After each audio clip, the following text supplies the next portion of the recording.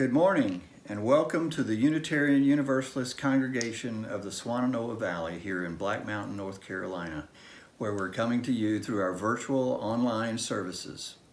My name is Robert Tynes and this is my grandson, Cy. Say hi. Can you say hi? It's Sunday, October 18th, and we are still in the midst of the coronavirus pandemic. We thank you for joining us and hope that you're all staying safe.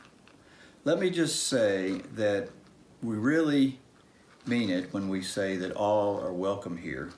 And as we like to say, we need not think alike to love alike. As a reminder, our services start now on both Facebook and YouTube at 10:45 a.m. on Sundays, and as always, they can be accessed at other times throughout the week through our links on Facebook page or the YouTube link found in the current newsletter, which you should be receiving by email. We have another wonderful service planned for you again this morning. Michael Carter will be speaking about a timely topic entitled Monumental Decisions. And finally, don't forget to join us for the Zoom coffee hour. For the Zoom coffee hour at approximately 11:30 or right after the service by following the link in the current newsletter. And we hope to see a lot of folks that we haven't seen recently there. And now, let the service begin. Sai, can you ring the bell? Can you ring the bell? Hey, Sai. Can you ring the bell? Hey, Sai. Can you ring the bell? Can you ring the bell, Sai? Can you ring the bell? No, here. Ring the bell. Okay, ring it. Welcome once again to the Unitarian Universalist Congregation of the Shenandoah Valley. I hope you had a good week and that you're finding some time for rest and relaxation. Our opening words this morning are apropos. They are from Unitarian Universalist Marta Valentin. We pause this morning from the chaos of the world to reclaim the beauty within this community. This beauty, this community will carry us through the week. We lift this community onto our shoulders with pride, but also with grace-filled expectations.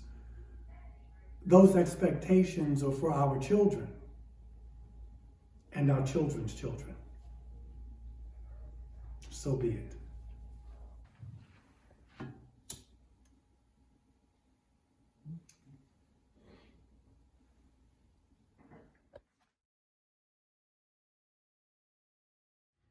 Please join us in singing our opening hymn this morning, hymn number 52, In the Sweet Fields of Autumn, hymn number 52. Please join in.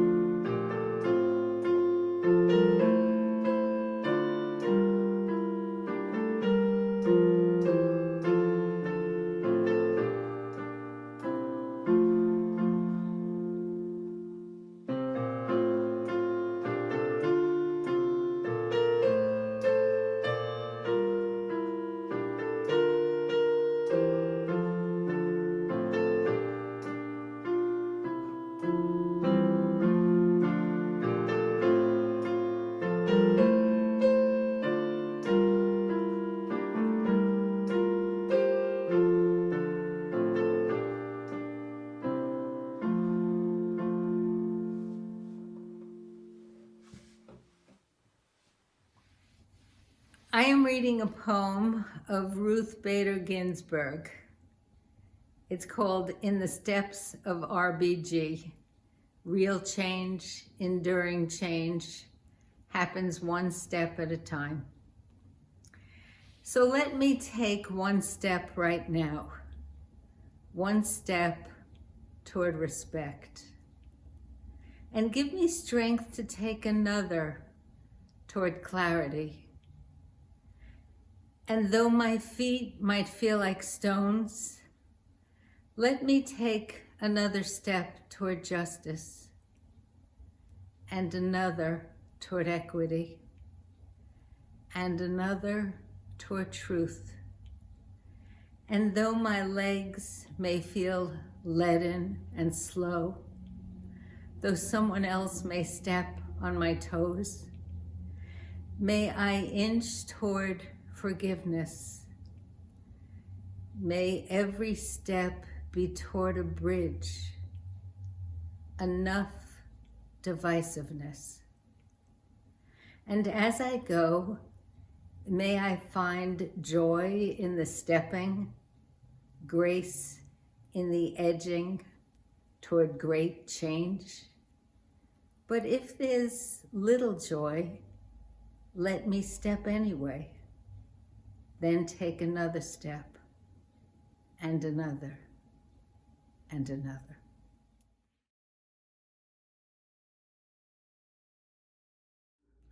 Our reading this morning is from a book I've been reading called Learning from the Germans, Race and the Memory of Evil. It's by philosopher Susan Neiman. She lives in Germany. She is Jewish, and she's written a wonderful book on which this sermon will be based. Anyway, this is our reading this morning.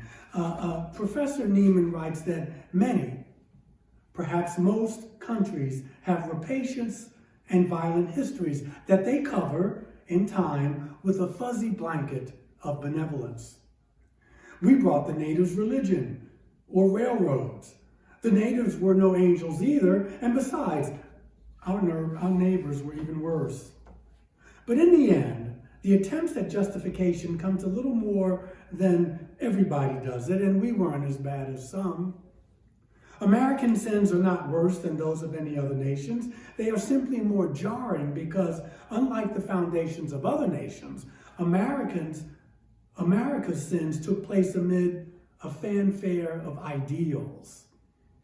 Other nations commenced by believing in nothing but themselves, but only America began its morning by pledging allegiance to a set of principles. That Native Americans had a right to life and African Americans to liberty was a truth whose self-evidence eluded the Founding Fathers.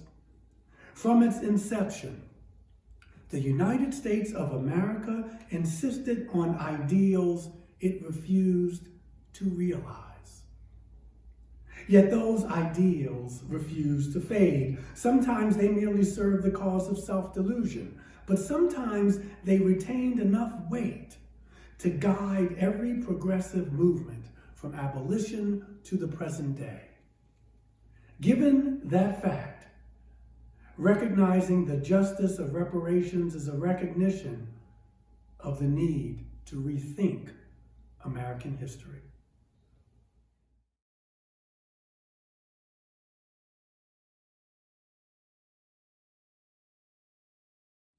This is the time in the service when we invite you to share a joy, a concern, a sorrow.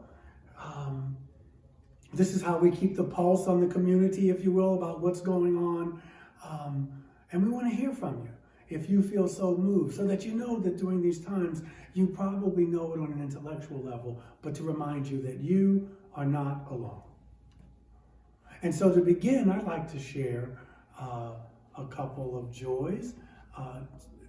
Two members of our congregation, Catherine Petroquin and Diane Graham, have birthdays this week.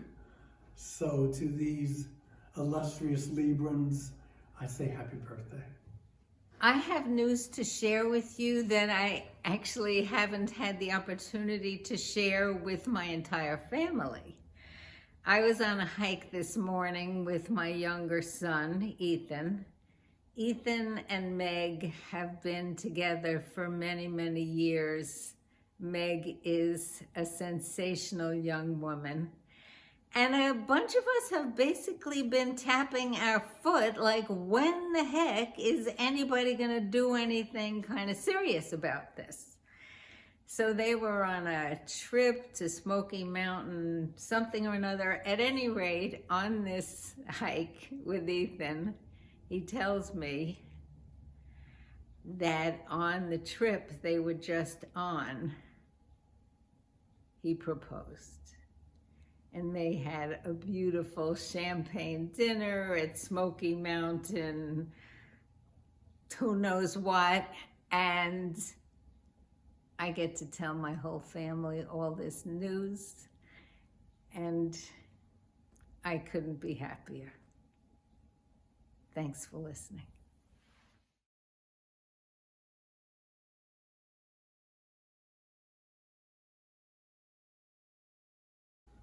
For those of you who decided for whatever reason not to share a joy, a concern, or a sorrow, just know that we are thinking of you and we keep you in our hearts and in our minds. And if you need anything, reach out. Reach out to myself or reach out to the Pastoral Care Committee. Thank you. Our meditation today is for the ambivalent blessings. I want to share this with you, so please center yourself as you see fit, and we will have a time of silence afterwards. For the ambivalent blessings. For the unabashed blessings of life, we are grateful. We would give thanks for life's ambivalent blessings. For the blessings of middle age, aches and pains, we give thanks. They remind us of healthier times past and the wisdom of endurance. For the blessings of a botched and broken world, yes, we give thanks. Its troubles help us transcend our smallness of self in service. For the blessings of grief and bereavement, we give thanks that we have loved enough to know the deep healing of tears.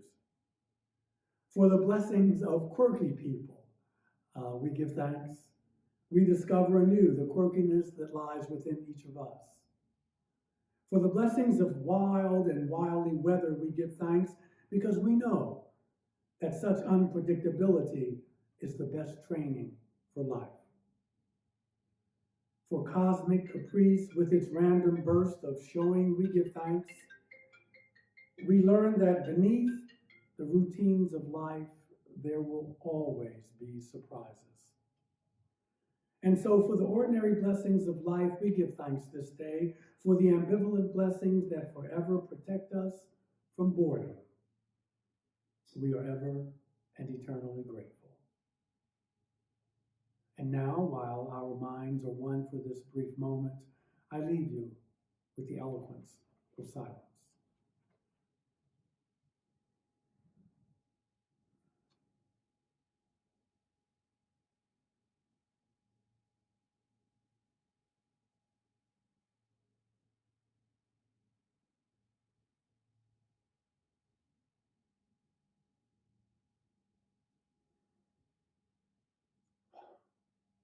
Amen.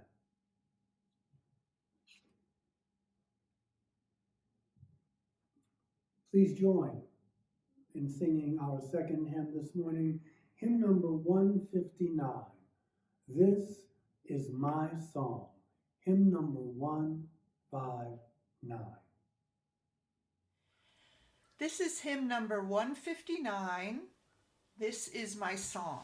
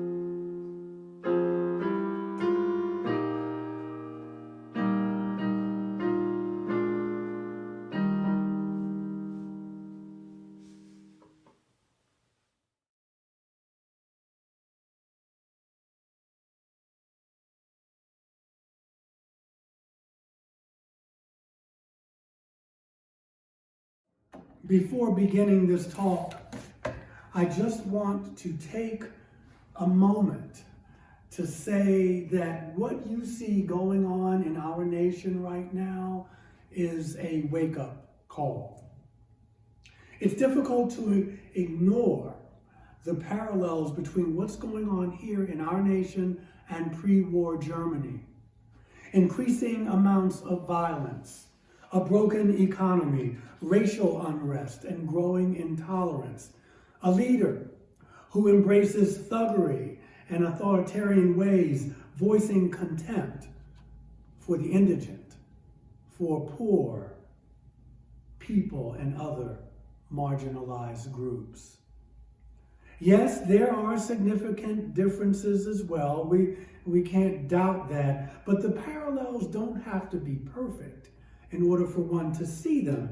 This may be what Mark Twain was getting at when he wrote that history doesn't repeat itself, but it often rhymes.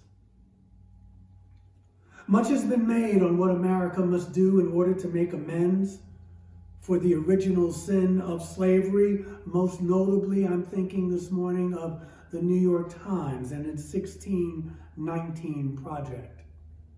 Part of any type of reconciliation is being able to admit when something has gone wrong or when something needs to be made right.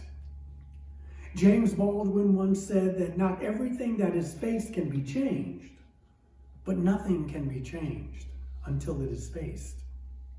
I've just finished reading a wonderfully well-written and insightful book by philosopher Susan Neiman entitled Learning from the Germans, Race and the Memory of Evil. The subject matter intrigued me, and it intrigues me even more because in my research, which you'll see more of when we do our anti-racism and equity training, I came across another book by Isabel Wilkerson called Caste. And she mentions in her book how the Nazis studied how we treated our African American citizens in the United States in order to form their policies regarding how they would treat their Jewish citizens. You see, memory is a funny thing because it can be used to grow and to move on, or it can be used to hold grudges and not let go of the past in order to begin anew. Now, some would argue that the Third Reich, Michael, was only 12 years, and we give thanks for that. Thanks to the Allies and the sacrifice they made. While we've had close to 400 years here in this country with which to work out American apartheid. But after white nationalist demonstrators screamed blood and soil in Charlottesville, does the comparison require further argument? Blut und Boden is a Nazi slogan. There's nothing neo about it either. There's nothing new about it except their increasing appearance on American soil. Blut und Boden. And yet Germans seem to have come to grips with the shame of what they have done in committing crimes against humanity, writes Neiman, who is Jewish and lives in Berlin. She writes in her experience that a German who talks about the singularity of the Holocaust is taking responsibility. A German who talks of its universality is denying it. In other words, to say that other nations have dirtied their hands with genocide and human history is seeking exoneration. If everyone commits mass murder one way or another, how could we help doing it? Germany has confined much of its Nazi memorabilia to museums. You see, so Nazi flags and swastikas are illegal to display publicly. Anyway, get the book. You will not be disappointed. And hopefully this talk will whet your appetite for more of what Professor Neiman has written. Since the violent protest over the planned removal of a statue of Robert E. Lee in Charlottesville, contemporary historians have filled pages of newsprint with information many of us never knew. I, for one, did not know that Germany looked to us for policies on how to treat their Jewish citizens. I did not know that. But for instance, most of the statues that commemorate the Confederacy were built some 50 years after the war, as the sons and particularly the daughters of the Confederacy worked to create this myth of the so-called lost cause. The second wave of monument building occurred in the early 1960s in response to the success of the first desegregation campaigns. So these monuments were not shrines to history. They were provocative assertions of white supremacy at moments when its defenders felt the most threatened. These are monuments to people who fought to keep other human beings at the level of livestock. Knowing when they were built is part of knowing why they were built. Monuments are not about history, Professor Neiman writes. They are values made visible. She says, that's why we build memorials to some parts of history and we ignore others. They embody the ideals we choose to honor, in the hopes of reminding ourselves and our children that those ideals were actually embodied in the lives of brave men and women. In other words, what is at stake is not the past, but the present and the future. When we choose to memorialize a historical moment, we are choosing the values that we want to defend and to pass on. The 2017 demonstrations, even those currently going on, against the planned removal of these monuments, against the planned removal of the Robert E. Lee Monument in Charlottesville, Virginia, established one thing beyond a shadow of a doubt. Nazis are not just a German problem. Whether or not you call them white supremacists is a distinction without a difference. The deliberate use of Nazi symbols, swastikas, torches and slogans, blood and soil, will not let the Jews replace us. It leaves no room for doubt.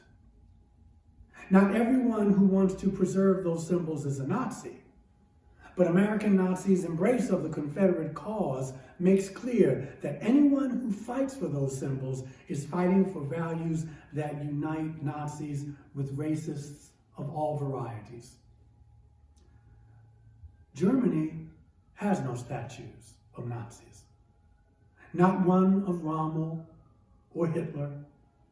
On September 12, 2020, the 12-ton statue of Robert E. Lee was removed from its pedestal in Charlottesville, Virginia, removing an enormous weight from a community and a nation still scarred by the racist violence of 2017's Unite the Right rally. It also may give some comfort, a modicum of comfort, to the family of Heather Heyer, who was killed at that rally. She happened to be on the right side of history while dying at 32 years of age. Professor Neiman says that as a Jewish person, she could not have stayed or raised children in a place where every town chose to erect a monument to Johnny Reb. Or in Germany, we can call him Hans Wehrmacht, for all those who died serving the Nazi regime. She lives in Berlin. She says she recoils from the thought of honoring men who fought for the right to eradicate other human beings. As a matter of value, she says, we should recoil from a monument to honor men who fought for the right to own them. So much for Robert E. Lee. And this is why there was so much anger and consternation, if some of you recall, back in November 1984, because Ronald Reagan visited the Bitburg Cemetery, where dead SS soldiers were buried. When it's all said and done, there may be as many ways to forget the past as there are to remember it. You see, in the first decades after the Second World War, the great majority of Germans followed the taboo of shh, forget, and be silent. It's clear that after the decade after Reconstruction, just as African Americans were seeking entry into the mainstream of society after the Civil War, the North abandoned its occupying troops in the South and handed power back to the former rebels. the federal government made a mistake. By allowing supremacist militias, still licking their wounds after losing the war and ready to take out their anger on former slaves, the federal government was paying reparations not to the people being held captive, but to the people who had enslaved them. After the Civil War, once federal troops withdrew from the South, white Southerners began to make some noise. The lost cause myth was deliberately constructed. From movies to statues of Confederate soldiers, there was a concerted effort to create a narrative that made Confederates look as virtuous and a great deal more attractive than Yankees. This country needs a counter narrative that's just as deliberate. Back in the day, history was written by history's winners, and its losers merited no immortal attention. In recent years, Germany has raised monuments to World War II's real heroes, those who risked or gave their life to oppose the Nazis, as well as to the war's victims. Now, the concentration camps, for instance, are still there, as are the Gestapo torture chambers, but they are there to focus on the victims and the way their tormentors functioned. All told, since 1945, Germany has spent more than $1 billion building monuments to commemorate the Holocaust and many millions each year to maintain them. What's absent is any monument to those who created and fought the war. Imagine that here in America. Germans find the death penalty unconscionable because of the way it was used during the Nazi period. Bryan Stevenson, a lawyer who founded the Equal Justice Initiative, author of the book Just Mercy, and the founder of the National Lynching Museum, says that consciousness comes from an understanding that the Holocaust was shameful. If Germany had said the war was not about Aryan supremacy, if they had said the war was about something else, he says he would never have visited Germany. Because that's what we do in this country. The war wasn't really about slavery. Stevenson also goes on to say that the difference between Germany and the United States is leadership. In Germany, there were people who said that we can choose to be a Germany of the past or a Germany of the future. We cannot do it by trying to reconcile the Nazi era with what we want to be. That was something that never happened here in the United States. Stevenson also says that even though there is American consensus that slavery was wrong, America has no shame about its actions, regret, maybe remorse, but no shame. A national disgrace is entirely absent. Some Germans try to pass themselves off as Danish or Dutch because of the shame of what their country had done. You see, Americans believe in exceptionalism. Have we made mistakes? Sure. But certainly nothing so severe as to damage our national pride. But Stevenson says, along with any therapist who's worth his weight or her weight in gold, is that without shame, you don't actually correct anything. You don't do things differently. You don't acknowledge anything. Now, he does say that some Americans in Charlottesville did feel ashamed. They felt ashamed because someone cloaked in Confederate identity killed 9 black people in a church while they were praying. And of course, the Germans built the Holocaust Museum in the heart of their capital near Brandenburg Gate in Berlin. Nazi symbols, Holocaust denial, and hate speech protected in America by the First Amendment are illegal in Germany. Germany does not have the death penalty because of the Holocaust. After that and since that, they can't trust themselves to legally put another person to death. The Washington Mall has a monument of the Holocaust, but no monument remembering American slavery and genocide. A nation that erects a monument for shame for the crimes of their history in its most prominent space is a nation that is not afraid to confront its own past. No other nation has done so. Britain's erection of a statue of Gandhi in front of the House of Parliament is a start, for it implies that Gandhi was right, but there is no monument remembering the victims of British colonialism or its massacres. Neiman writes that there is a fine line between honoring victims and paying tribute to their murderers, and even by paying too much tribute to the latter. It's an unhappy paradox that every time you remember a victim of the Holocaust, you keep alive the memory of an SS officer. And like most paradoxes, this one cannot be solved by force. We can either decide to forget the victims for fear of perpetuating the memory of their torturers, nor to memorialize every single site where crimes were committed for fear of forgetting how it happened. But like most important questions, this can be settled only by judgment that takes every particular into account.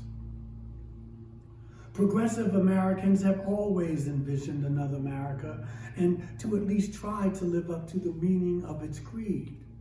People like Frederick Douglass and Harriet Tubman, Walt Whitman and Henry David Thoreau, Susan B. Anthony, Elizabeth Cady Stanton, Ida B. Wells, Eugene Debs, Mother Jones, Ella Baker, Fannie Lou Hamer, Rosa Parks, Martin Luther King Jr., Paul Robeson, and Woody Guthrie. Stevenson insists that we learn the names of the white Southerners who stood up to racism, even as he insists that Americans need to feel shame for its racial past. The mere fact that we don't know the names of those who stood up should tell us something. In a jail cell in Alabama, Dr. King wrote his famous epistle, Letter from a Birmingham Jail. And he said at the time that he stood between two factions. One faction were those African Americans who were complacent regarding America's will to stand up to its past and to be true to what it said on paper. The other faction was a faction who had lost faith in America and saw the white man as an incorrigible devil whose bitterness comes perilously close to advocating violence. His argument was tactical. We must remember King was a political man. He was not issuing a threat, but he was stating a fact. If we do not stand up for justice for its own sake, Americans will face another civil war.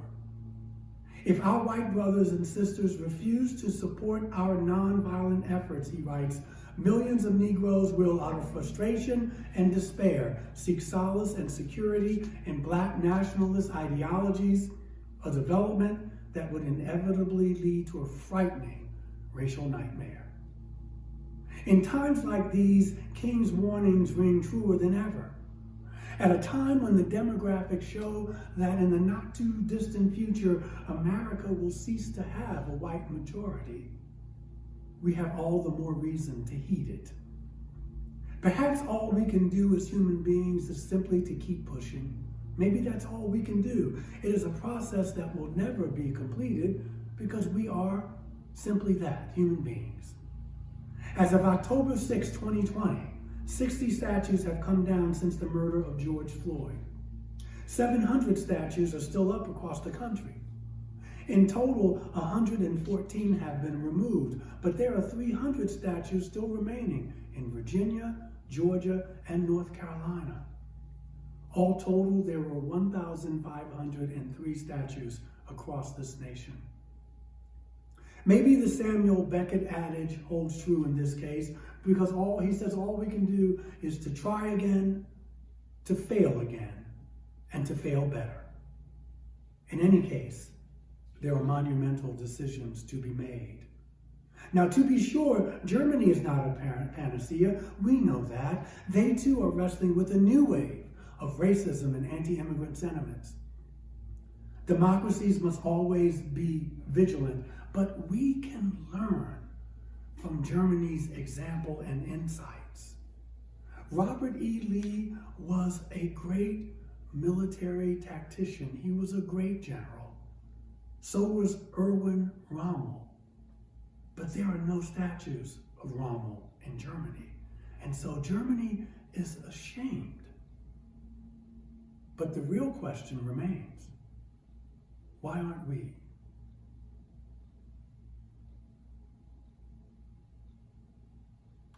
I invite you now to join with us in singing our closing hymn this morning, hymn number 121, We'll Build a Land, hymn number 121.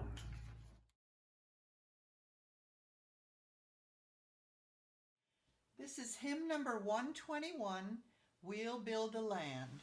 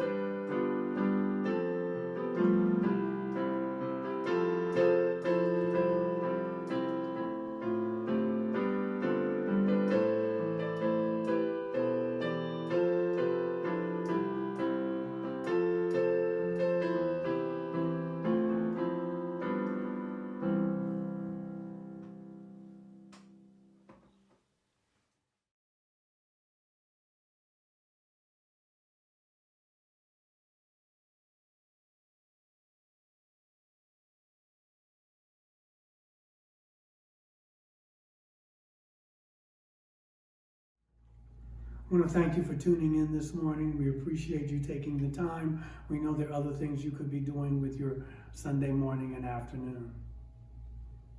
The closing words. The chalice is extinguished, but its light lives on in the minds and the hearts and the souls of each and every one of us.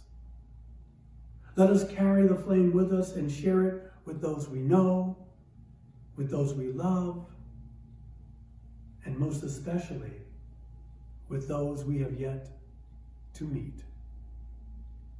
Have a wonderful Sunday afternoon.